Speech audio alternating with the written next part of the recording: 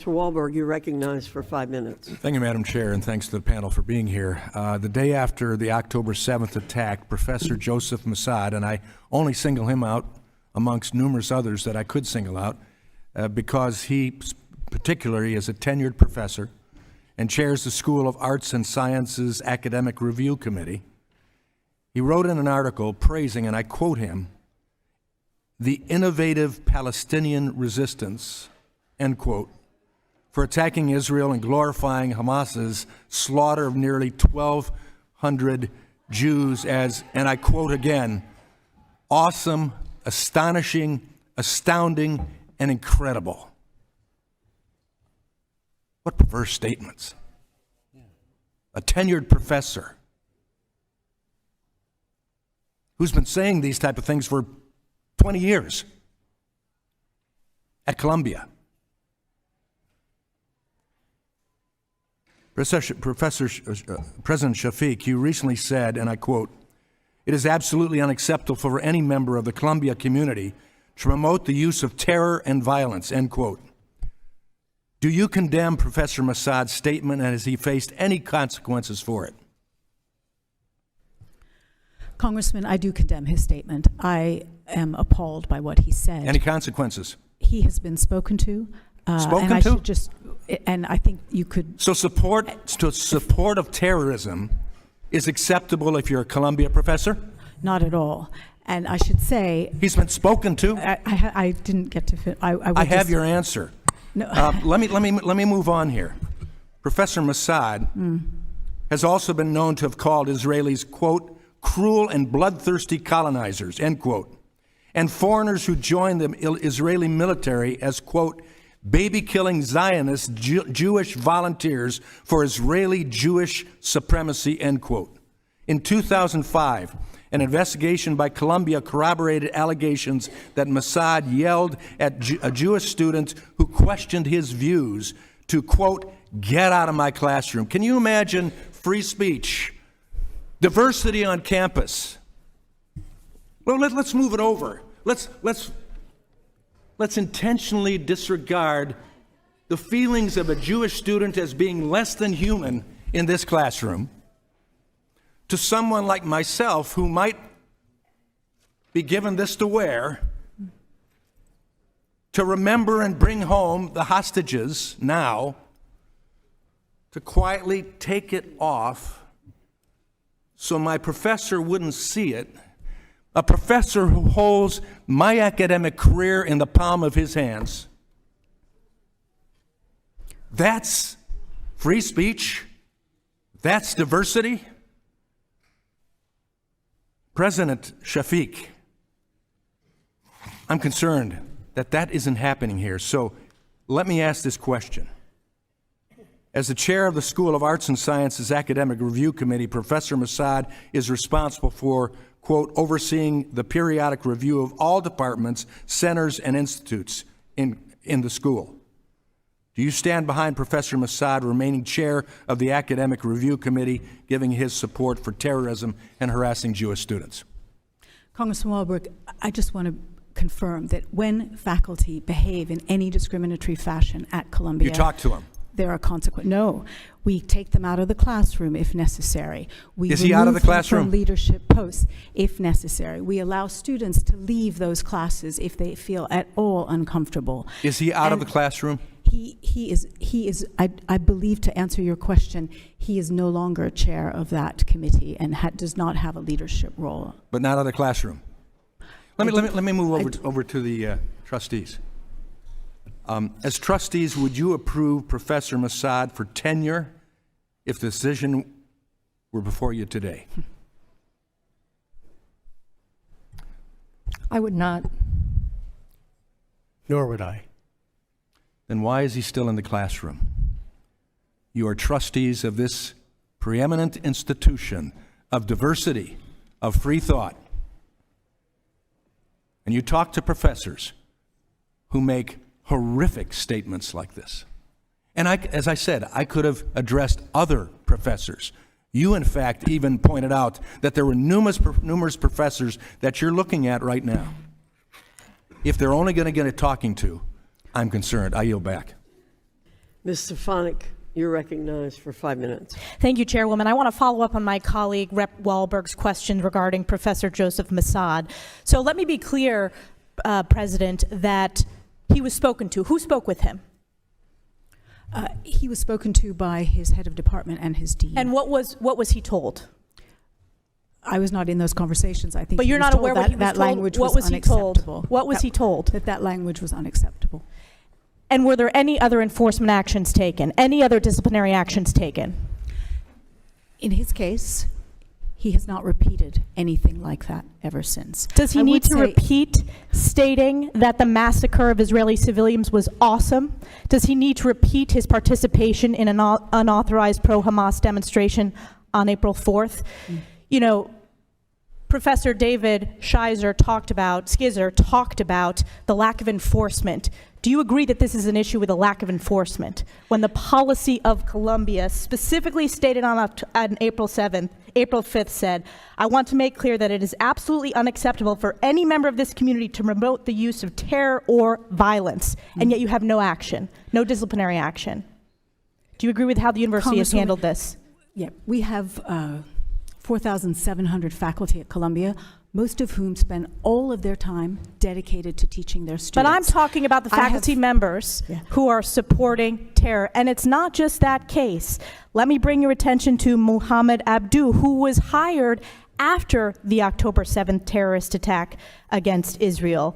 He, on October 11th, posted, yes, I'm with Hamas and Hezbollah and Islamic Jihad. He also decried false reports accusing Arabs and Muslims of decapitating the heads of children and being rapists. We know that there were decapitations of babies, of innocent Israeli citizens, of seniors, of women. There were rapes, and yet Columbia hired this individual as a professor. How did that hiring process work? Were you aware of those statements before the hiring? I share with you your repugnance at those remarks. I completely understand that. On my watch, faculty who make remarks that cross the line in terms of anti-Semitism, there will be consequences for them. What are the consequences I have in this five case? cases at the moment who have either been either taken out of the classroom or dismissed. And is he one of those? He will never work at Columbia again. So he has been terminated? He has been terminated. And not just terminated, but his files will show that he will never work at Columbia again. So he's currently not employed by Columbia? He is grading his students' papers and will never teach at Columbia again, and that will be on his permanent How are record. you changing the hiring processes? Because on your watch, he was hired after he made these statements publicly. How are you ensuring this does not happen with your hiring process moving forward? So when we hire people, obviously they have to meet the academic qualifications, but we do an employment check and a criminal record check. We also ask everyone to do an attestation that they have never been accused of discrimination or part of an investigation around harassment or discrimination. And that attestation has to be signed by all new employees. And it didn't work in this case. I think in this case, well, he may not have been subject to an investigation on discrimination or found guilty. It has to be found guilty. But don't you It may think it's not a have problem qualified. when the hiring process of Columbia is hiring someone who makes those statements I and they agree hire him with you. after making those statements? I agree with you that I think we need to look at how to toughen up those requirements. We do have a requirement, but I agree with you. I think we need to look at how we can make them Let me more ask about effective. Professor Catherine Frank from the Columbia Law School, who said that all Israeli students who have served in the IDF are dangerous and shouldn't be on campus. What disciplinary action has been taken against that professor? I agree with you that those comments are completely unacceptable and discriminatory. But I'm asking you what disciplinary action has been taken. She has been spoken to by a very senior person in the administration, and she has said that that was not what she intended to say. And has she publicly apologized? I have suggested that. You have suggested that. Has she done that? I think she will be finding a way to clarify her position. You see the concern here, though, with the lack of enforcement. You see the concern that speaking to these professors is not enough, and it's sending a message across the university that this is tolerated, these anti-Semitic statements from a position of authority in professors in the classroom is tolerated. My time has expired, but I will have multiple rounds of questions. I yield back. From New York, Ms. Stefanik. Ms. Shipman, was there an effort to get other trustees to sign a letter supporting President Shafiq? No. There was not. No. Will you comply with all document requests related to email correspondence regarding any potential letter? We have... Because board members have come forward anonymously to this committee raising the issue of a letter that was circulated that members of the boards did not sign on in support. Are you testifying today under oath? You have no knowledge of any draft letter in support of Dr. Shafiq? No knowledge whatsoever, and my understanding is we're fully complying and ready to give you whatever you need. Mr. Greenwald, are you aware of any letter that was circulated? No, that's surprising to me. Professor David, are you aware? Not at all. My final question is, there's been a lot of discussion on Columbia's putting out a statement calling for the genocide of Jews. That statement was put out after the catastrophically morally repugnant answers by your colleagues from MIT, Penn, and Harvard, correct? That was when you put out that statement after that hearing? Congresswoman, you shed a light on an important issue. I'm just asking when you put it out. It was after that hearing. It was definitely after it because and you are aware that obvious. You are aware that Congress voted 377 to 44 condemning anti-Semitism. That is a strong bipartisan vote. Would you support that vote condemning anti-Semitism? Yes. And you are aware that in that bill that got 377 members out of 435 members of Congress condemns From the River to the Sea as anti-Semitic. Yes, I am aware of that. But you don't believe From the River to the Sea is anti-Semitic? We have already issued a statement to our community saying that language is hurtful and we would prefer not to hear it on our campus. You'd prefer not to hear it, or is there disciplinary action taken against students of those anti-Semitic statements? Thank you, Ms. Stefanik. I want an answer to that question. Sorry. I'm sorry, can you repeat the question? Yeah.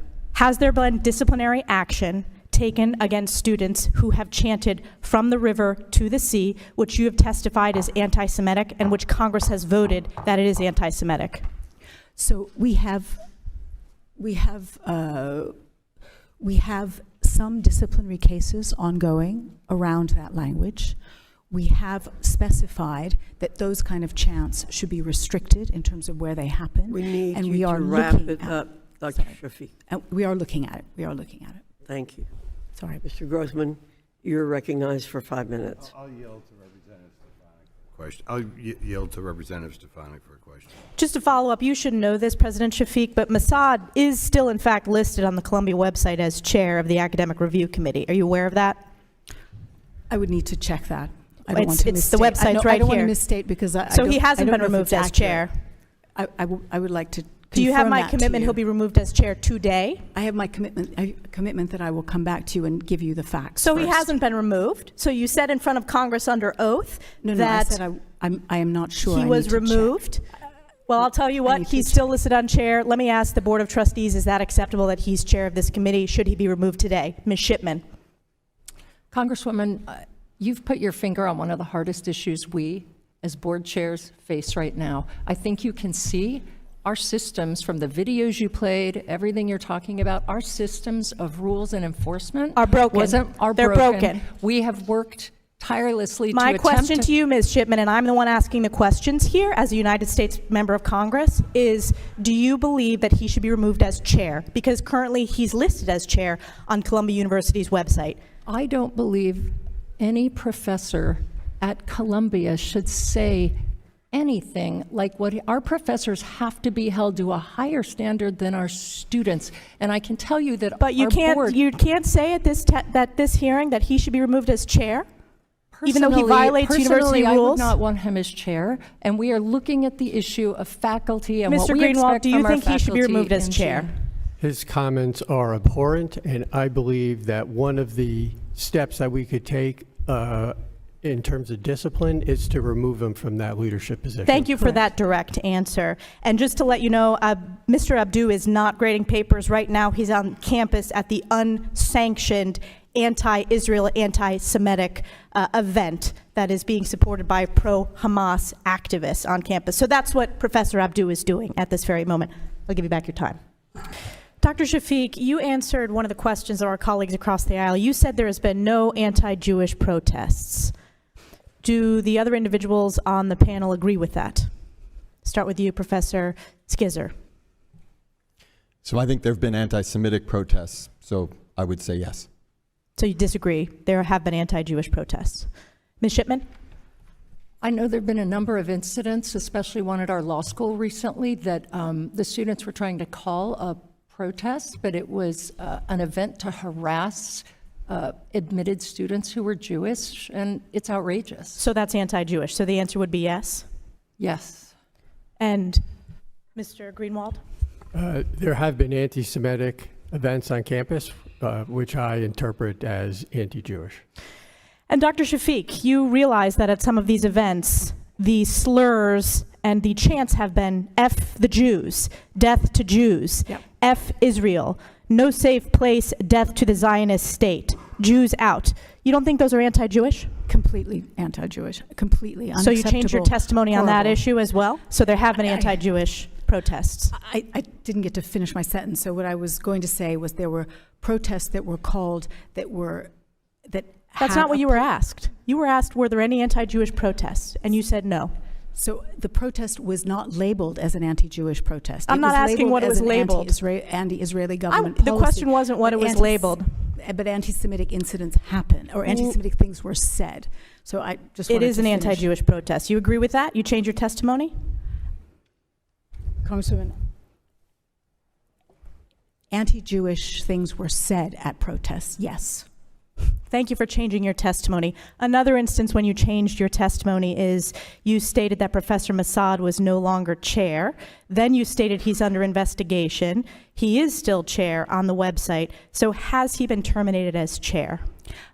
Congresswoman, I want to confirm the facts before getting back to you. I know you can confirmed that he was confirm under that he's- investigation. Yes, I can confirm that. Did But you confirm he was still the chair? I need to confirm that with you. Well, let me ask you this. Will you make the check? commitment to remove him as chair? I think that would be, I would, yes. Let me come back with yes. But I think I just want to confirm his current status Beans. before I write. We'll take before I that as a reply to yes, you. that you will confirm that he will no longer be chair. Also states that the mission of a great university requires uncompromising rigor in uncovering facts and analyzing ideas.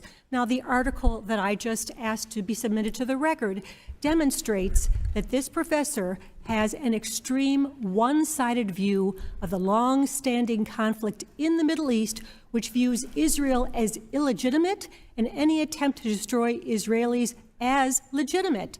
Is teaching this one-sided view of the conflict in the Middle East in line with your mission to educate your students with uncompromising rigor in uncovering facts and analyzing ideas? Our objective is to give students a broad exposure to many ideas. We have about 50 courses at the moment which cover Israeli and Jewish studies, the Middle East, and it's important But that no they be one exposed student to can all take those all views. 50 courses. Is there an effort to make sure that both sides, of course, I don't agree that the murder of Jews and the destruction of Israel is a side that should be taught, but are there, for example, any professors in your Middle East Studies department who believe that Israel has the right to exist as a Jewish state? In fact, the head of that department is an Israeli.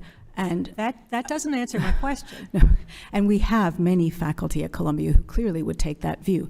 I should also say that most of these courses are electives and students can choose which professors they want to study with. But I would, obviously we want them to have a broader range of views.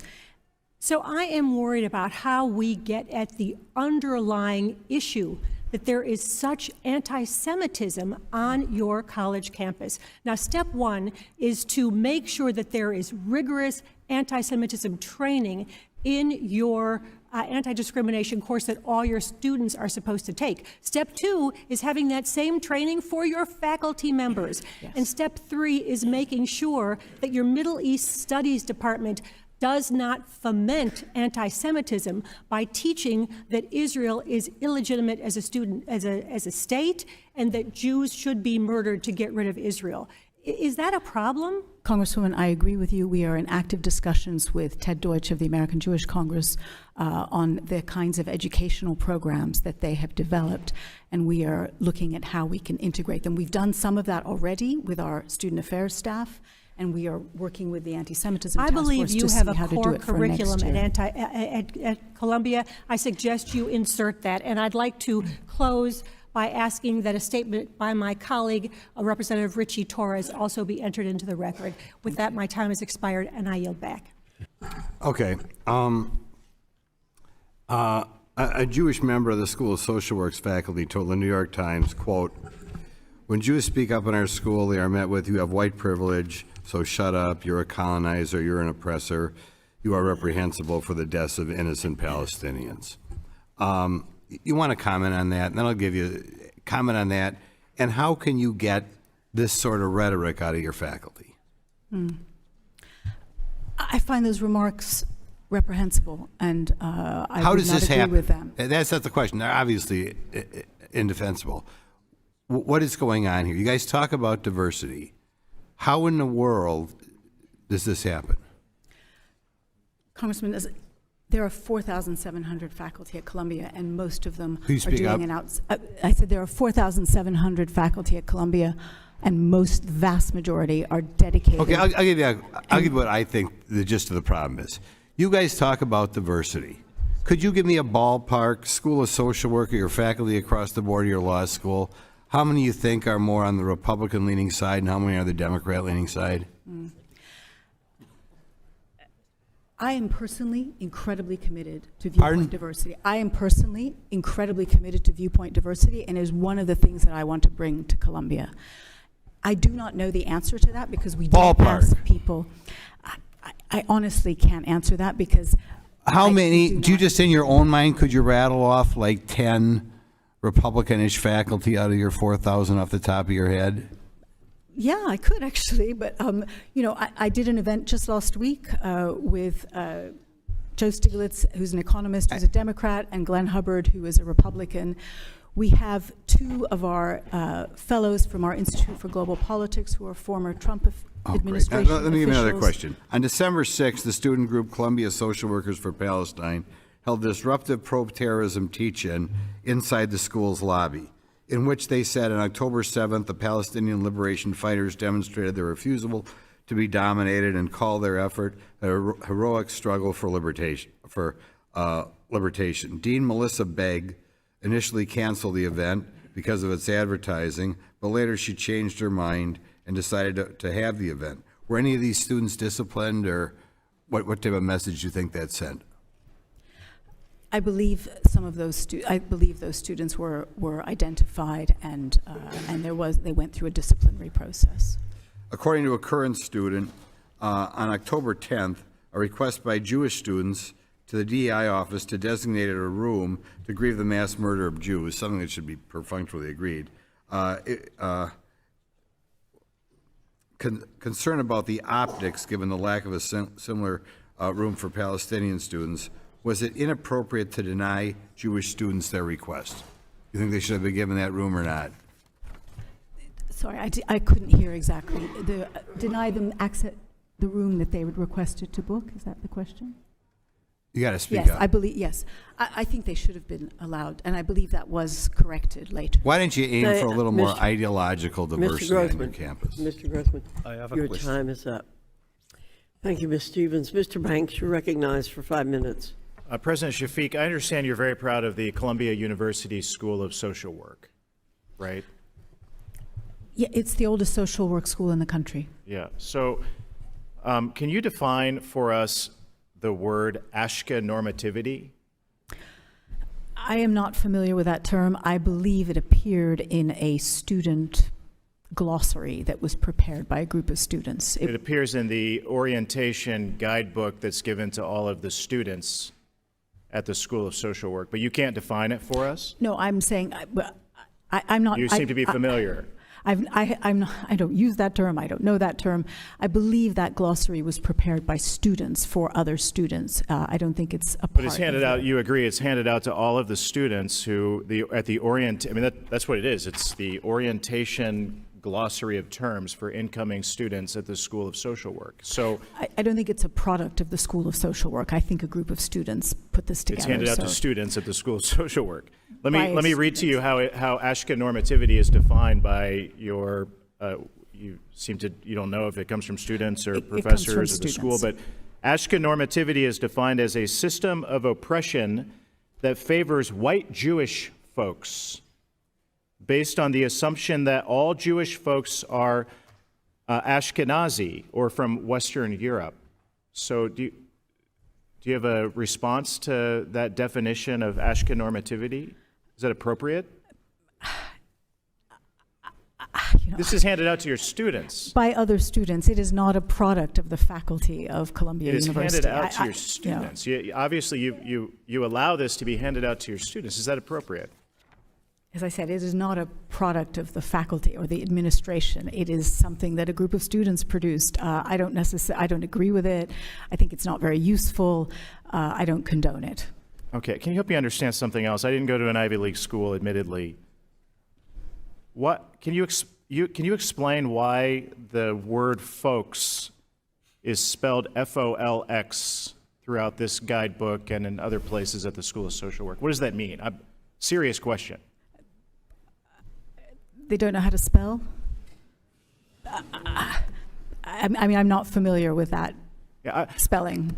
I'm not. I don't find it a laughing matter. No, I'm not laughing either. I think it's. You're denying that this is an official product of the school, but this is handed out to all of you. You are aware that it's handed out to all of your students, and you're not doing anything to stop it. As I said, it's not an official product of the administration. Is this how Columbia University spells the word folks? No. Okay. And does Columbia University recognize the word? Because it's not found in the Webster's dictionary or anywhere else, Ashka normativity. Right.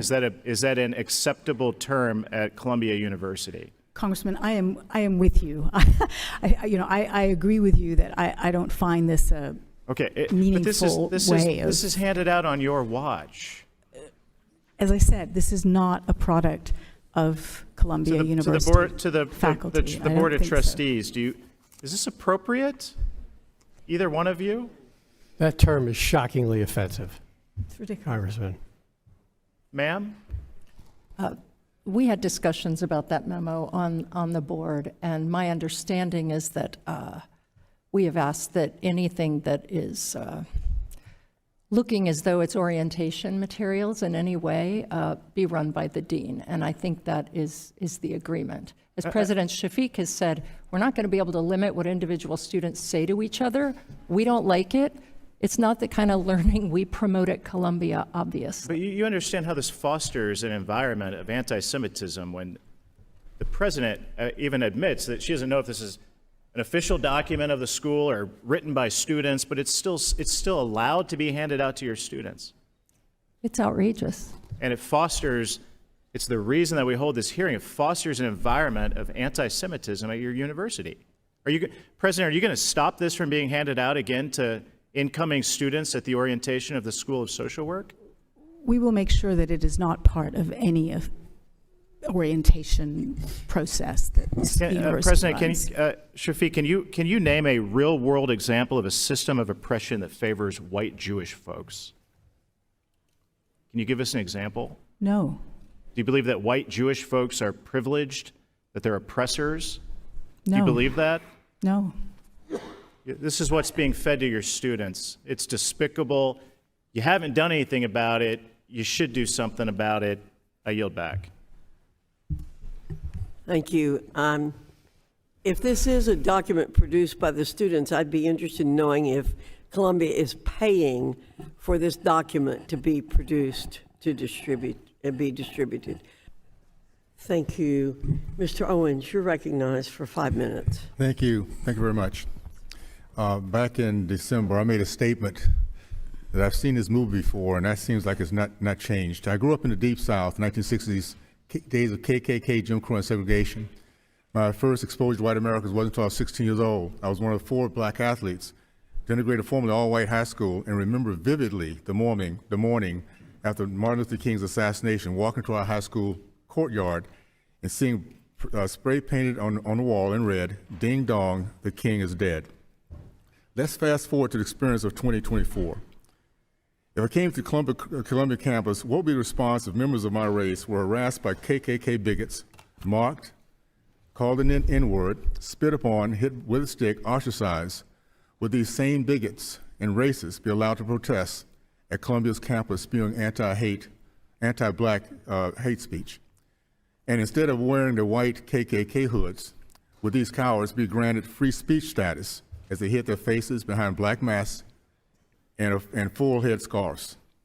At a total cost of $90,000 per year, would black students be forced to attend the class of a tenured Columbia professor while discussing the past events of a massacre of black men and women and children, black girls being raped and black men being lynched, and would speak in glowing terms of this event as stunning, awesome, and astonishing? President, I'd like to ask you, would this treatment of black Americans be tolerated for 1 second? What you've described, Congressman, is completely unacceptable. I, too, grew up in the South in the 1960s and share that experience. So yes or no, would this be tolerated for 1 second? I beg your pardon? Would this be tolerated, this treatment of black Americans, for 1 second on Columbia's campus? Absolutely not. And okay. I just want to continue this, because if this would not be tolerated for blacks, why has it been for months and years? We're talking about a professor who goes back 20 years now. This guy has been around a long time. So why is it that Jewish Americans can then be treated by these bigots and bullies in this manner? It is not tolerated, and it is not acceptable. And over the last 6 months, we have done everything we can and have worked tirelessly to improve our policies. Okay, let me just say this real quickly. Let me tell you why I think these two standards are prevalent. At Columbia's the core teaching values are DEI and CRT, which are racist and anti-Semitic teachings of Marxism.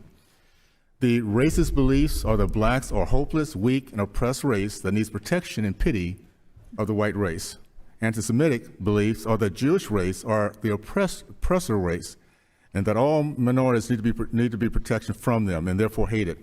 If you ever wonder why the heinous crimes of October 7th never moved the needle of empathy at Columbia, this is why. I personally think that it takes a true lowlife, repugnant human being to make the statement that the massacre of innocent men and women and children, the raping of girls, the beheading of children, the burning alive of human beings was stunning, awesome, and astonishing. But what truly speaks volumes is the moral compass of Columbia, that this rabid anti-Semite is still on your payroll today. He's gotten cocky, and for 20 years he's done the same thing. It's just a little tip of the iceberg of what's going on there and what's being taught in our classes.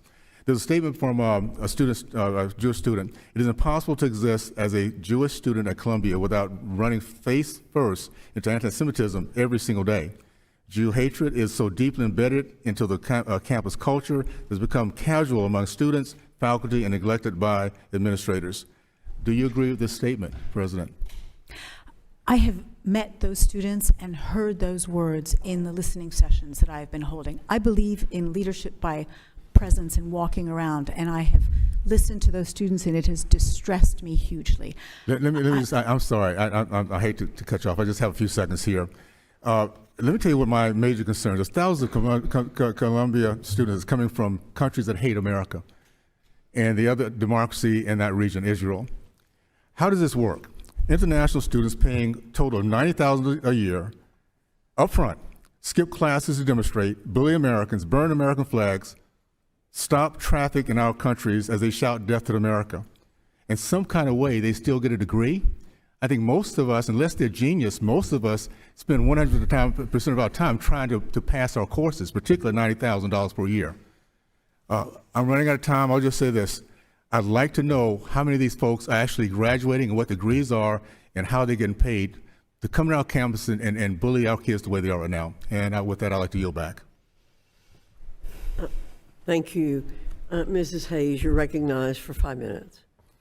Thank you.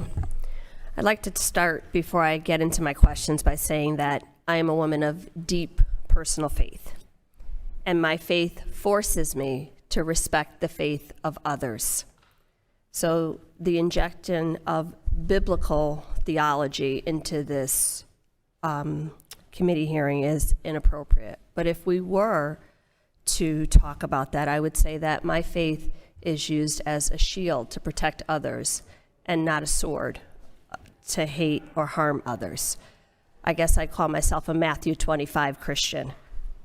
But there's a few things that I would like to clarify or have the witnesses clear up before I get into my questions. Professor Shizer, my colleague suggested that students are getting away with hitting Jewish students on campus. Can you clarify that if someone physically attacks another student, that it's not just anti-Semitism, it is also assault? Absolutely. And does the university take action in those matters? University has to take action in those matters. Thank you. Dr. Shafiq, it's my understanding that the committee was told yesterday that Professor Mossad is under investigation. Is that correct? I think I would like to confirm that in writing, if you don't mind. I can't hear your answer. I said I would like to confirm that in writing. And can you also clarify that he no longer holds a leadership position?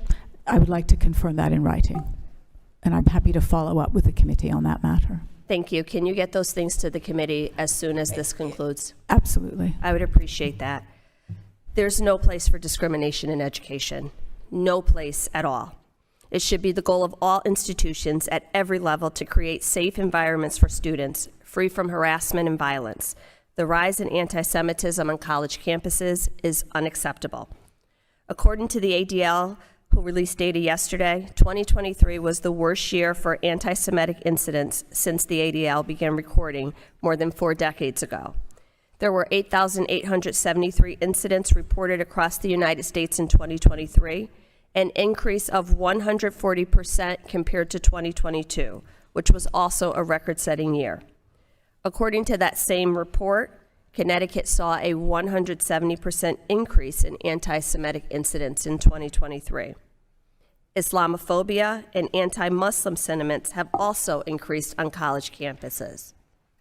I applaud the Biden administration for releasing the national strategy to counter anti-Semitism and the investigations by the Department of Education, Office of Civil Rights for Anti-Semitism at Higher Education Institutes. This is not a problem that any one person or one group can solve, and we should be working here today on solutions. It is equally as important for school administrators to change the culture on their campuses. President Sharif, in your testimony, you stated that in October 2023, you quickly formed a task force. In the March 2024 report, the task force made a series of recommendations that we heard today. Can you tell us, has Columbia University begun to implement any of the recommendations made by the task force? And if so, what are they? Yes, we have. In fact, our new demonstration policy was endorsed by the task force, and they had input into the idea of basically setting aside space where demonstrations can happen so students who don't want to hear certain words don't have to hear them, and that is already now implemented. Are there any enforcement mechanisms for those policies? Yes, if students don't adhere to those rules, the demonstration policy outlines a series of disciplinary measures that would result. Thank you. And I know that there's a challenge of creating rules that appropriately distinguish between free speech and hate speech. But can you tell me what impact would an increase in funding have on the department's ability to respond to the rise in anti-Semitism? You heard my colleagues say that funding that does specifically this has been cut. Is that to me? Yes. I'm sorry. Yes, we would. we know that there's a number of cases before the Department of Education around these issues. We would welcome guidance from the Department of Education as we try and define the boundaries, particularly around speech. So it would But be guidance helpful to without us. money will not help you achieve these goals. Yeah, it would be helpful, I think, from our perspective, to get such information. Thank you. I have no further questions. I yield back. Thank you, Mrs. Hayes. Mr. Good, you're recognized for 5 minutes. Thank you, Madam Chairman. I'll direct this first to Dr. Shafiq. What does it say about college campuses like Columbia's today that we're sitting here having a congressional hearing to discuss significant anti-Semitism prevalent to a large degree on campuses like yours, and pro-terrorism sympathies on campuses like yours? How troubling is that to you? What does it say about our college campuses today that we're here doing this? I am very troubled. I would say that we have 37,000 students, and I think the numbers that we are talking about who are crossing these lines are, a very, very small number of our total students. Let me stop you there. Have there been any anti-Islamic demonstrations on campus, any anti-Muslim demonstrations on campus, any anti-Arab demonstrations on campus? Anything like that happened? There have been many pro-Israeli demonstrations on our campus. No, that's not what I asked you. But there have, there have been many incidents. The answer would be no, correct? Yes, sorry. Okay, thank you. There would be to the board members, if I may, what does it say about our college campuses today that we're having a hearing about anti-Semitic sympathies on campus, expressions on campus on a large scale, and pro-terrorist expressions on campus on a significant scale? What does that say about college campuses today like Columbia's? Anyone want to answer that? Congressman, I think it says we have a lot of work to do. It's shocking.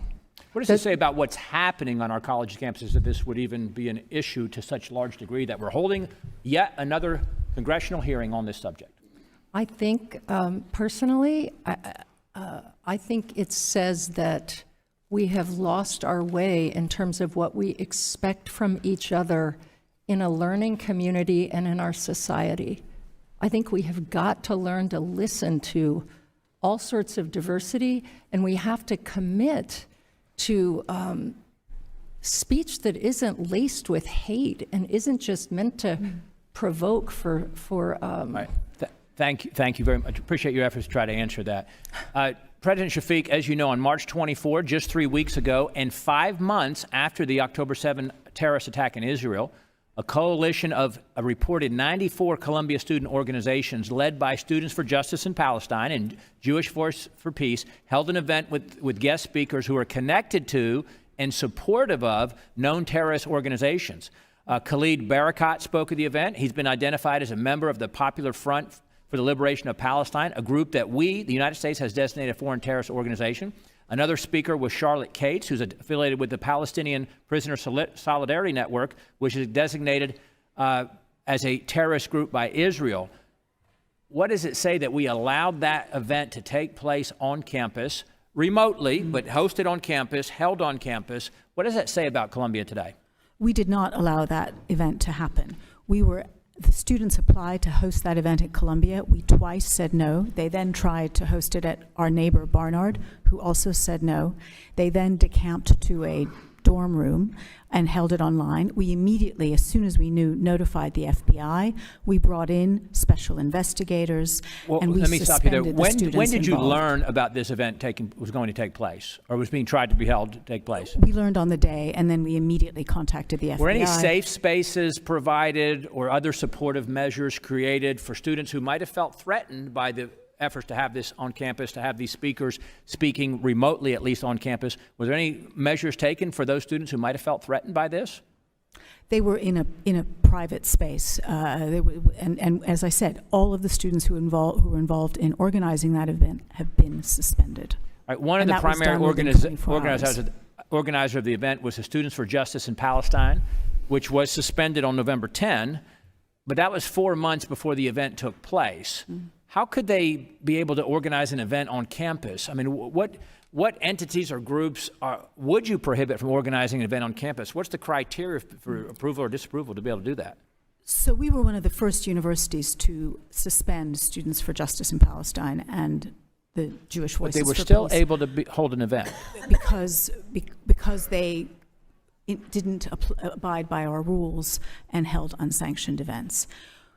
We quickly realized, I think that was a very powerful symbol to say if student groups don't abide by the rules, there will be consequences for them. I'm sorry, and with that- 8 seconds left, I'm going to have to stop you. The Columbia University newspaper contained an op-ed from the Columbia University Apartheid Divest signed by 94 supporting student groups that were part of the coalition with Students for Justice for Palestine that organized the event. I would just like a response afterwards in writing as to whether or not these groups who were also supported, the other 94 groups, whether or not they would have been suspended or have funds pulled or any consequence of those other 94 groups, as reported in the Columbia University newspaper. Apologize, Madam Chairman, for going over a little bit. I yield back. Thank you, Mr. DeSaulnier. Mrs. McLean, you're recognized for 5 minutes. Thank you, Madam Chair, and thank you all for being here today to discuss this very important topic. But I think we have to go back to the beginning, and we have to identify the problem before we can really figure out solutions to the problem. So I want to start with you, Dr. Shafiq. What is your definition of anti-Semitism? For me personally, any discrimination against people for their Jewish faith is anti-Semitism. Okay, I appreciate that. You set up a task force. Do they share that same definition? Congresswoman, I know the chair of our task force is I know, but sitting you're next the to me. president. I'd like to hear from So you first. I'm happy to answer the question, but So, I know he would also and I'm probably happy have to do much that, to but I'd add. like to start with you, since you are the Yeah. president, Yes. right? You own, the buck stops with you, right? Completely. Do they share that same definition? I'm pretty sure that they would share that definition. Don't you think that would be a pretty important thing to start with? Yes. Okay. Are you concerned at all about the article by Sharon Otterman, which indicated that a Columbia University task force set up to combat anti-Semitism on campus in the wake of October 7th Hamas attack is attempting to avoid one of the most contentious issues in universities' debate over the war? Its members, this is, now I don't know if it's true or not, so I'd like to get your take. Its members have refused to settle on what the definition of anti-Semitism is. So from your opinion, this is an inaccurate article? Yes, and Okay, thank you. Professor Shizer would be the best person to give you I appreciate that. the details. So, Professor, thank you.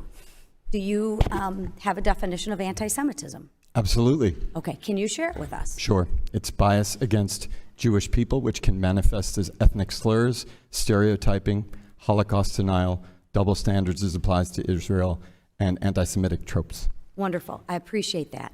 So this article is in fact false? It is inaccurate, yes. Okay, thank you. I think we need to really take a look at the facts. So now that we have a clear, defined definition of what it is, what I'm curious now is what are the consequences to one's actions? Ms. Shafiq, Dr. Shafiq, can you share with us what the consequences are? The consequences for anti-Semitic behavior. I'm sorry? The consequences for anti-Semitic behavior. Yes, ma'am. Yes. So we have, one of the biggest things we focused on is we want to make it easy so that if there is any anti-Semitic incident at Columbia, we know about it immediately. We have QR codes all over the campus. Okay. We have a hotline. We have a And single what is, website and for that's reporting. I'm looking for an answer though. Yeah. What are the consequences for anti-Semitic behavior? Yes. So once we know of an incident, we have investigative Sure. capacity. We've invested hugely in expanding that investigative capacity. Okay. And depending on the nature of the incident, there are consequences ranging from people being potentially suspended, being forced to get educated and trained about anti-Semitism. Wonderful. And we've executed those. So we are executing Okay. those, yes. So my question to you, are mobs shouting from the river to the sea, Palestine will be free, or long live the Infantata, are those anti-Semitic comments? When I hear those terms, I find them very upsetting. And I have heard... That's a great answer to a question I didn't ask, so let me repeat the question.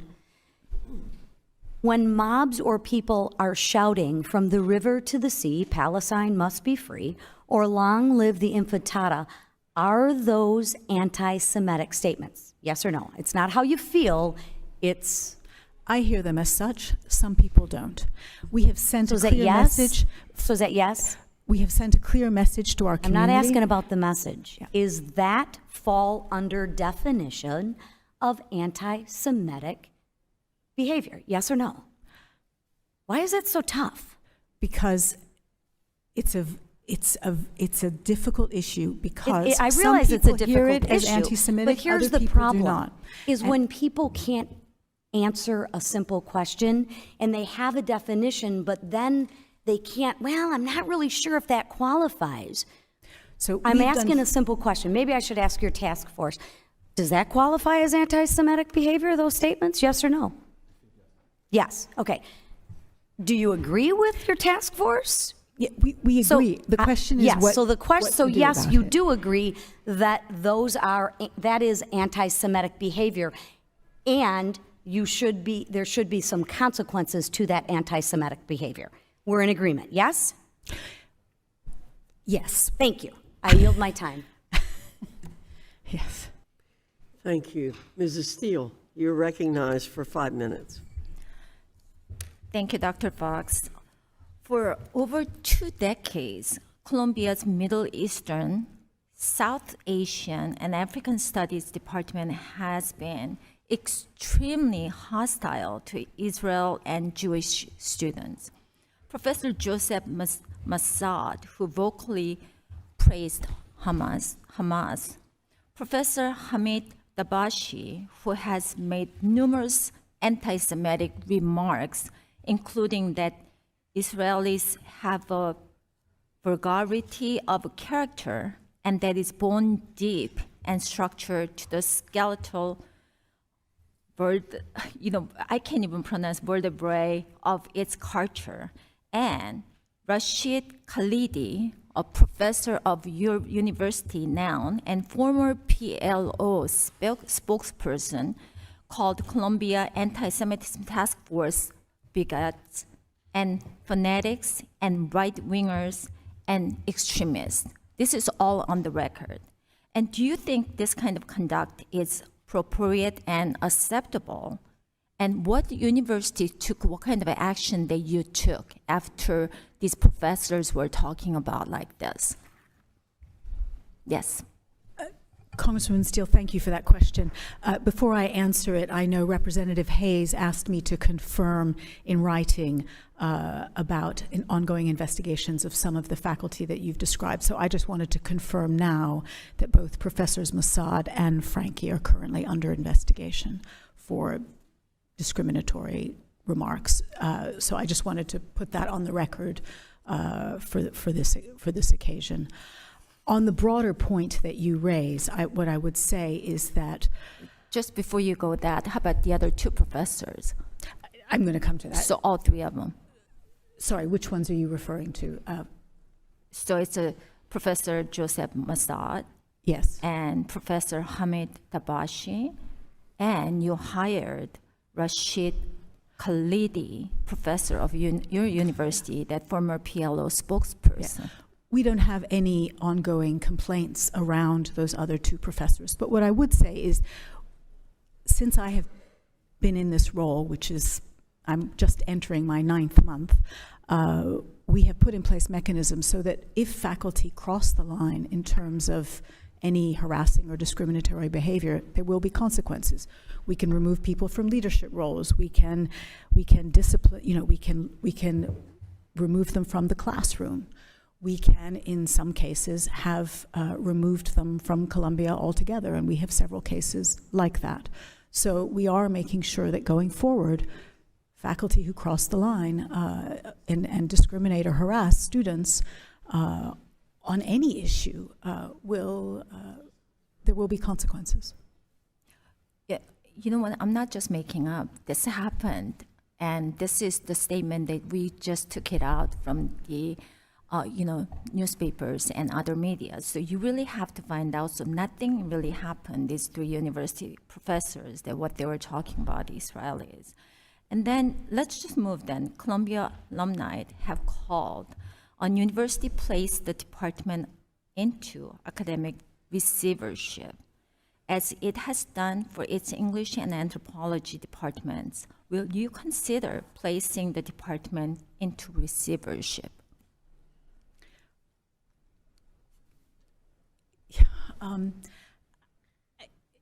I guess academic departments at Columbia are, there isn't really a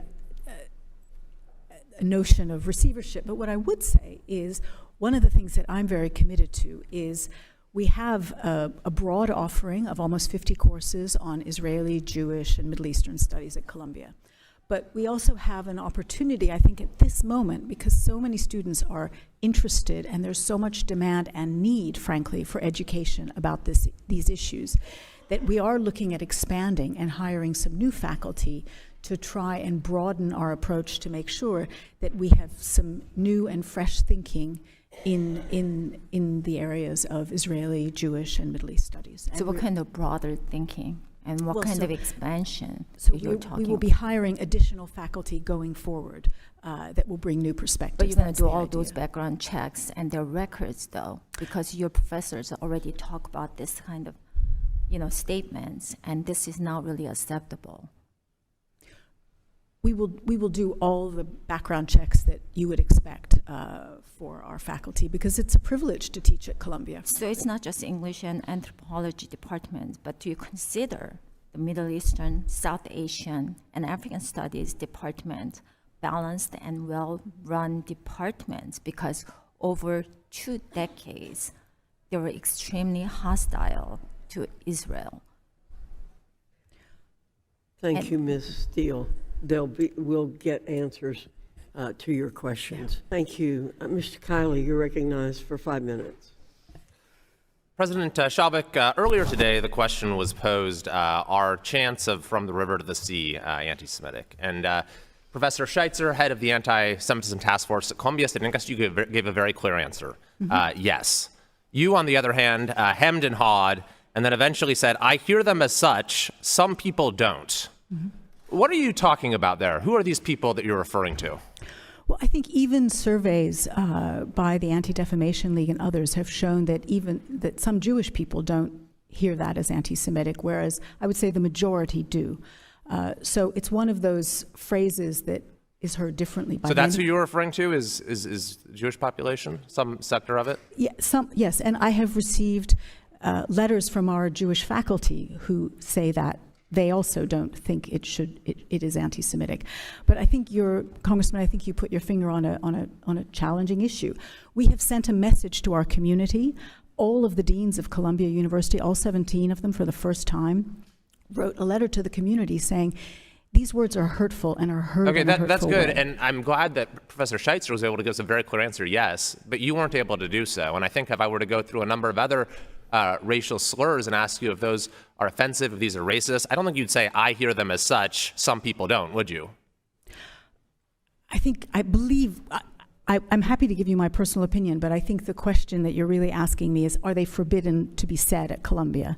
That's not what I'm asking, actually. Okay, all right, well, then I'm happy I think to give we you... saw your instinct is that I'm wondering, who are you worried about offending? That's my question. No. I feel like I'm speaking as president of Columbia, so that's the way in which I'm answering let's talk these about questions. Columbia. Are there anti-Semitic professors on your faculty? I certainly hope not, and if I have any evidence that there are, there will be consequences. You don't think there's evidence of anti-Semitism among professors on your faculty? We have seen some cases, and there have been consequences. So you mentioned Mr. Abdu and Mr. Mossad. You said they're both under investigation. Is that correct? Mr. Mossad is under investigation. Mr. Abdu has been told he will not work at Columbia again. He's been fired. He is leaving. I don't understand the distinction there. Fired versus he's leaving. Yeah, no, he's leaving, and he has a written record on his record that says he wasn't fired, but he's voluntarily leaving. No. He's been told he has to leave. He has been told he has to leave. Okay. Do you think he is anti-Semitic? He has written and said things which are in support of Hamas, which I find very problematic. And when, by the way, was he told to leave? I want to make sure I have the right date for you, but it was in the sometime in the last few weeks is my recollection. In But the last how long? I'd be happy to get it to you in writing because I want to make sure I give you the right date. Did you retain counsel in preparation for this hearing? We had lots of, we did a lot of preparation for this hearing, yes. Okay. How many hours did you say you spent preparing? Well, this is a very, very serious matter, and so I have spent many, many hours. Many hours. And you've given us very divergent responses as to some of the worst offending professors about how they've been handled. And why is that? Why can't you just give us the facts? I've offered to give you the facts. I'm happy to provide you with the details. I just don't recall the exact date when he was notified, and I want to make sure I give you an accurate answer. It's a very serious matter. Would you be willing to make just a statement right now to any members of the faculty at your university that if they engage in anti-Semitic words or conduct, that they should find another place to work? Can you make that statement?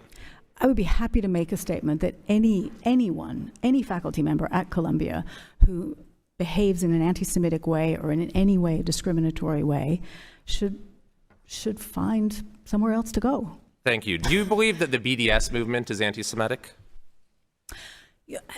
Columbia has on numerous occasions refused to, that's not the right way, has faced the issue of BDS. In fact, we had a proposal. But do you think it's anti-Semitic, recently. The BDS movement?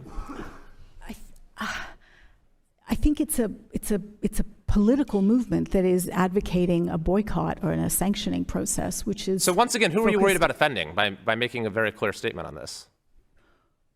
No, I'm not I'm happy to make a clear statement on it. Okay. Well, I want to close my questioning by giving you an opportunity to address some of the students who are here, because we have some really courageous students who have come, who have testified, who have met with our committee, who were at our press conference this morning. Many of them behind you, many of them couldn't get into the room because it was too small. And they've told harrowing stories of what they've endured on your campus.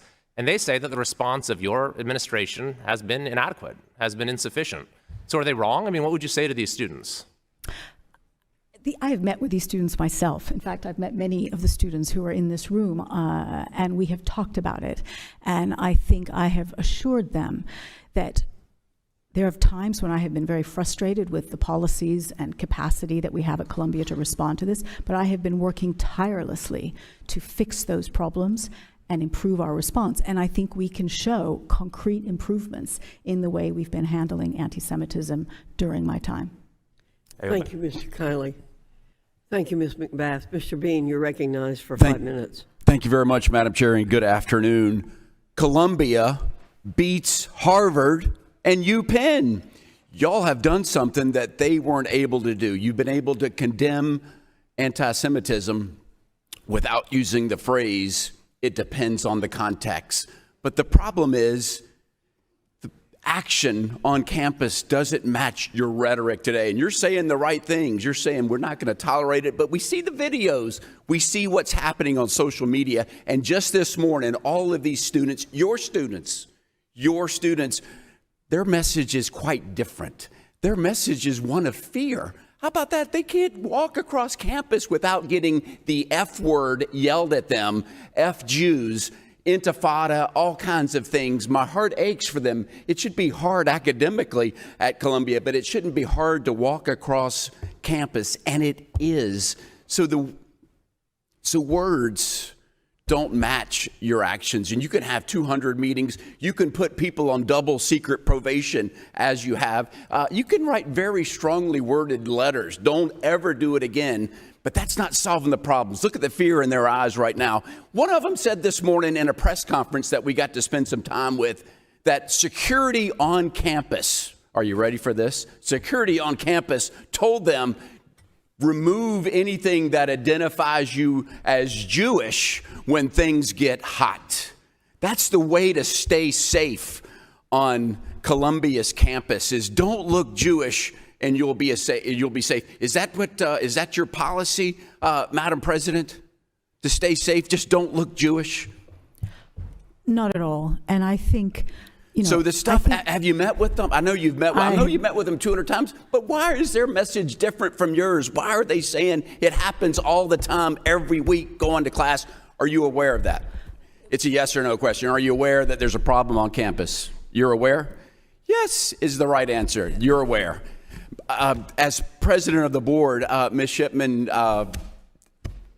thank you for being here. Are you aware, though, that this once prestigious university's reputation is just going down the toilet because of all of the anti-Semitism that's flourishing on campus? Are you aware?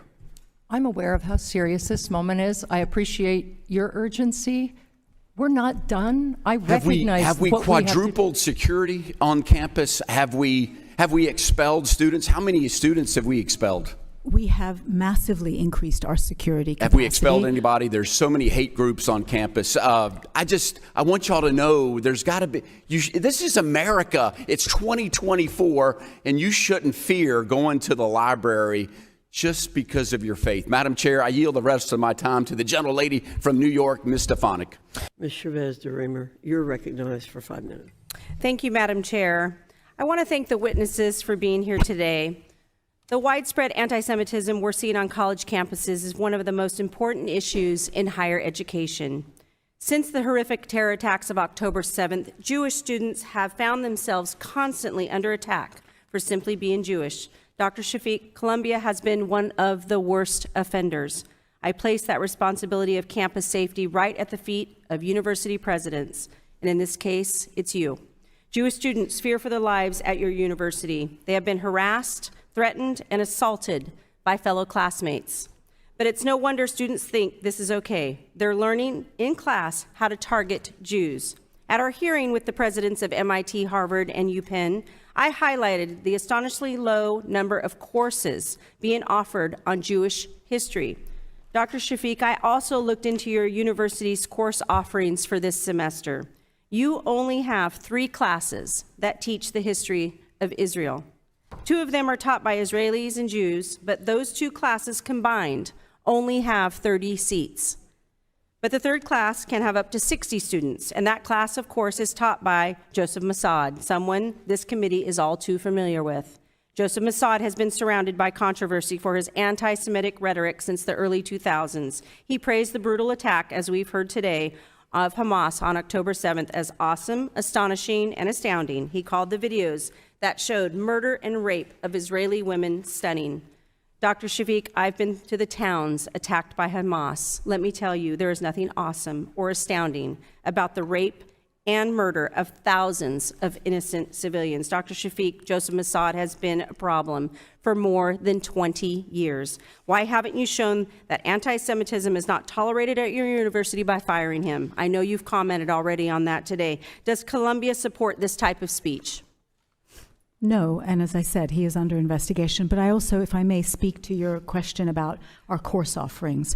Before this hearing, the 2 directors of our Institute for Israel and Jewish Studies came to see me, and they said to me, make sure the committee knows that Columbia is not a hotbed of anti-Semitism, but that we are a pioneer in Jewish studies. But 2 classes is not going to prolifically tell that to the world. And that's what the story that needs to be told. And excuse me, Dr. Mossad is a tenured professor, but that doesn't mean he can't be fired, correct?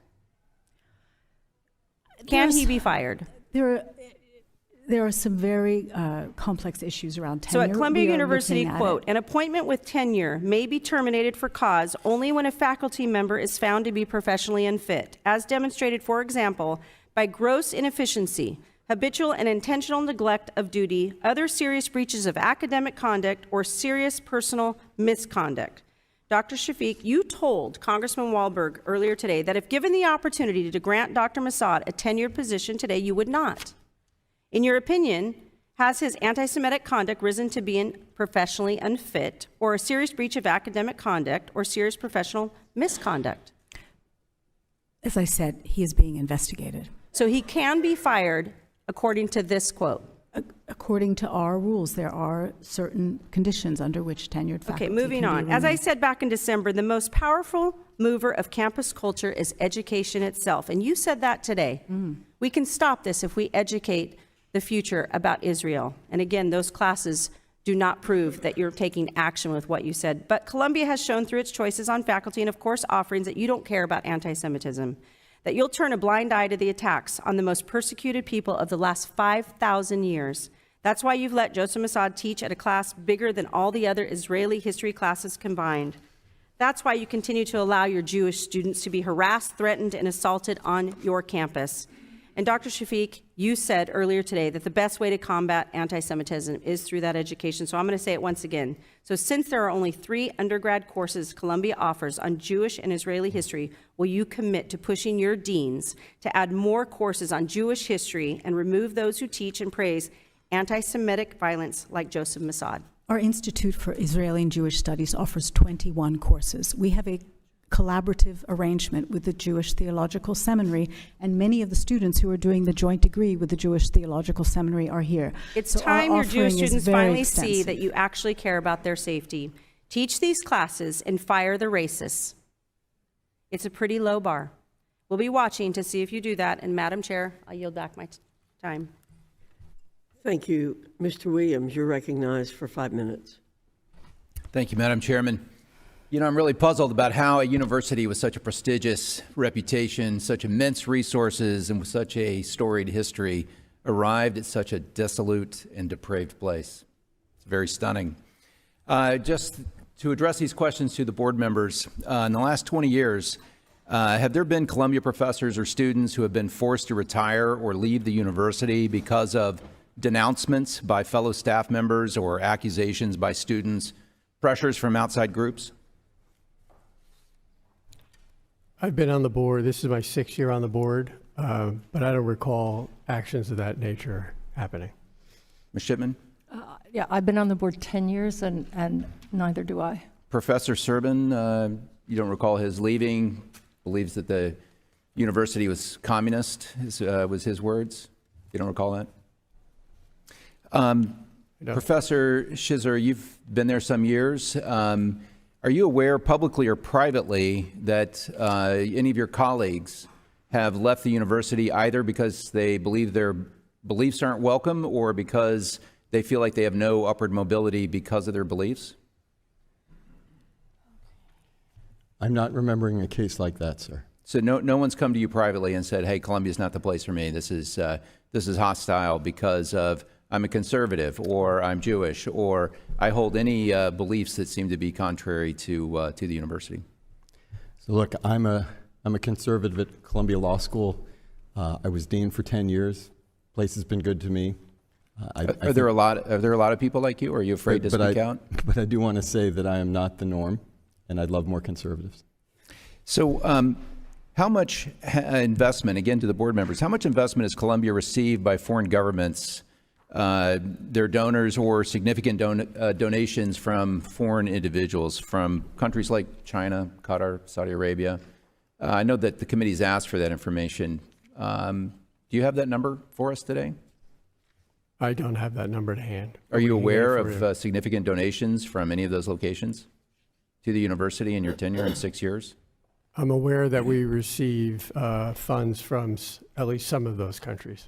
Which ones specifically? I don't remember all the ones you mentioned. If you mentioned, did you mention China, sir? I did. Okay. China sends many students to Columbia University, and my understanding is the state pays their tuition. President Shafiq, are faculty and staff required to sign DEI statements to be employed or to continue their employment at Columbia? No. They're not required to provide DEI statements. I'm pretty sure that's part of your employment process, isn't that right? No, I think some departments ask faculty to talk about what they bring that's different to that department or to that role. And that's an optional thing that they can add to an employment. It's optional, and if you refuse to, then it has no bearing on your hiring at the school? Is that really what you're saying? Frankly, I think it depends on the needs of that particular department. You know, if the math department or the biology department or the neuroscience department has issues around, they're missing certain perspectives on their faculty, they might pay more attention to it. Others might not. I think it's very much dependent on. So the DEI policy at Columbia doesn't require statements from faculty administrators in order as part of their HR process. That's what you're saying? We don't have a central DEI office at Columbia. We have schools and faculties who think about what are the different perspectives that they've got on their faculty, and then they make choices about what's missing in terms of perspectives, backgrounds, skills that are needed for the faculty, and that they have people who are working on those issues at the school and departmental level.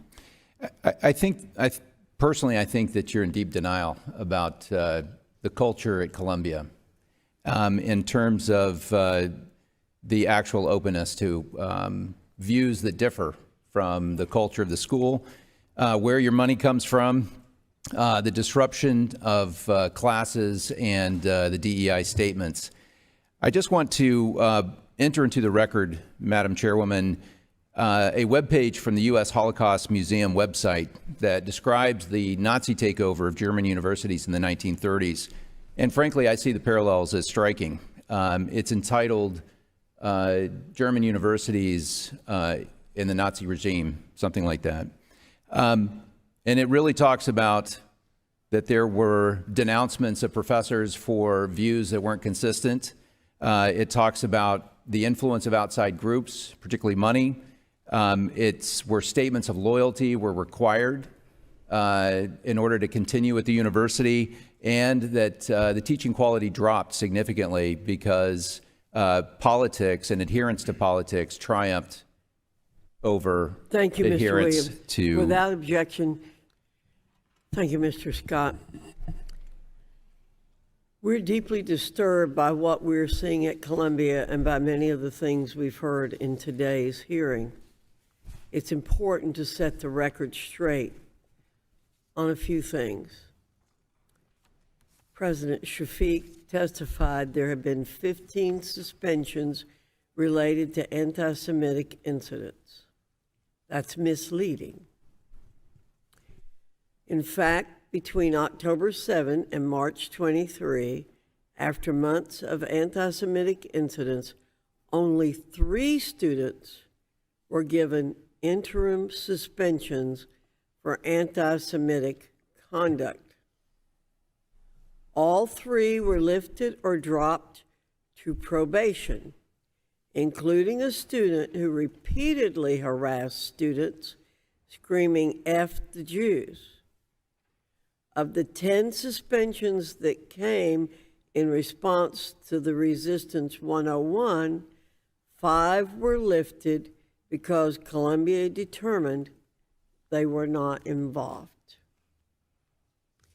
The only 2 Columbia students who remained suspended for incidents related to October 7th that took place before we called Dr. Shafiq to testify are the 2 Jewish students suspended for spraying the odorous substance Representative Omar referred to. Dr. Shafiq's testimony was misleading there too. Documents Columbia produced to the committee show that the substance sprayed was a non-toxic gag spray. While that was an inappropriate action, for months, Jewish students have been vilified with false accusations of a, quote, chemical attack, end quote, and Columbia failed to correct the record.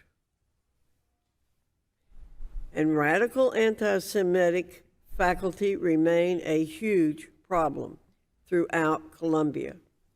At the Middle Eastern Studies Department, School of Social Work, School of Public Health, Law School, and many others. And multiple Columbia departments have been placed into receivership in the past 20 years. If Columbia takes this seriously, that's a remedy worth pursuing. While some changes have begun on campus, there is still a significant amount of work to be done, as we've heard today. We will be looking for answers to the questions that have been raised today in a very timely fashion, and we are prepared to bring you back if we don't see more tangible progress. I thank our witnesses again for being here today. I thank all the members who have attended to help us gather the information we've gathered. Without objection, there being no further business, the committee stands adjourned.